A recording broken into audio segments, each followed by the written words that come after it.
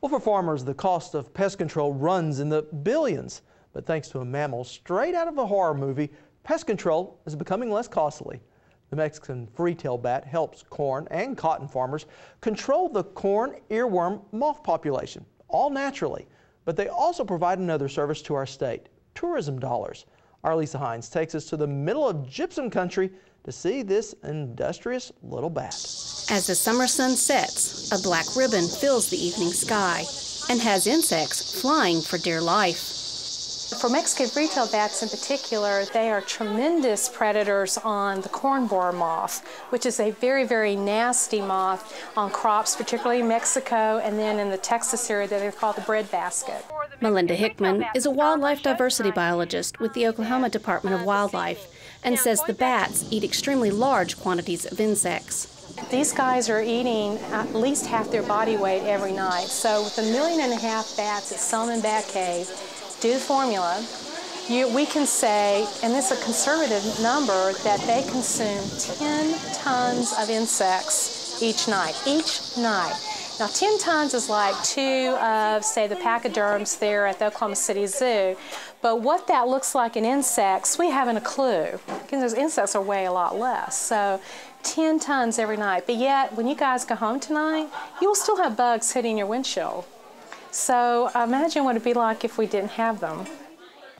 And because of that, farmers really like them.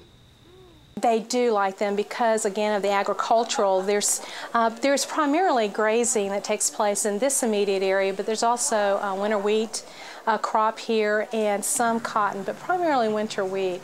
But still, they don't have to use the pesticides. They don't have the pest problems that they would have if they didn't have these huge numbers of bats in this area. Now, bats have earned kind of a bad rap, a criticism that's rather flawed. Bats are really not bad, but I grew up in a generation that we were taught that bats were basically nothing but flying rodents and that they were dirty and rabid. And it's only really been in the last 20 years that we're starting to learn more about bats. But they really are very clean. They are not rodents at all. They're in their own group, and they're constantly grooming in the daytime when they're not sleeping, helping each other lick and groom and pick off fleas and stuff like that. So they're very clean animals.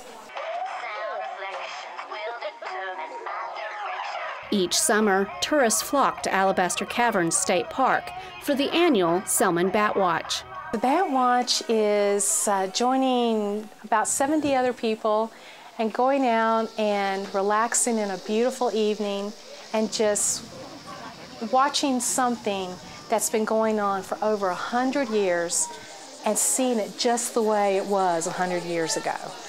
You just can't get that very often these days.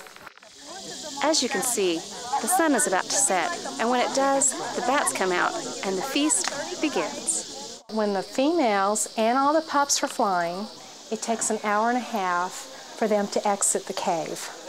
An exodus that goes on well into the night and makes these mammals more friend than foe.